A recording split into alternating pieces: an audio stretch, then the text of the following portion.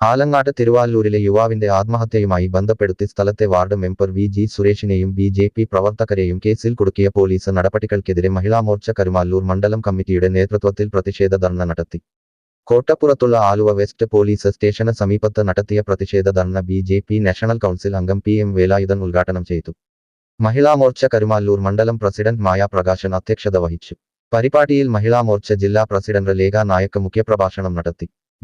കരുമാല്ലൂർ മണ്ഡലം president Sunil Joseph, Mahila Morcha ജില്ലാ vice പ്രസിഡന്റ്മാരായ ശ്രീജ ലാൽജി, സുധ വിമോദ്, ജില്ലാ സെക്രട്ടറിമാരായ ഡോക്ടർ ബിന്ദു സത്യജിത്, ഉഷദേവി, മഹിളാമോർച്ച മണ്ഡലം general secretary Kavitha Satheeshan, secretary Sreejahari, മണ്ഡലം വൈസ് പ്രസിഡന്റ് CG സന്തോഷ്, സെക്രട്ടറിമാരായ Ajitha Suresh Pai, ward member Baby Sarojam, area president Ratheesh KR തുടങ്ങിയവർ പ്രസംഗിച്ചു.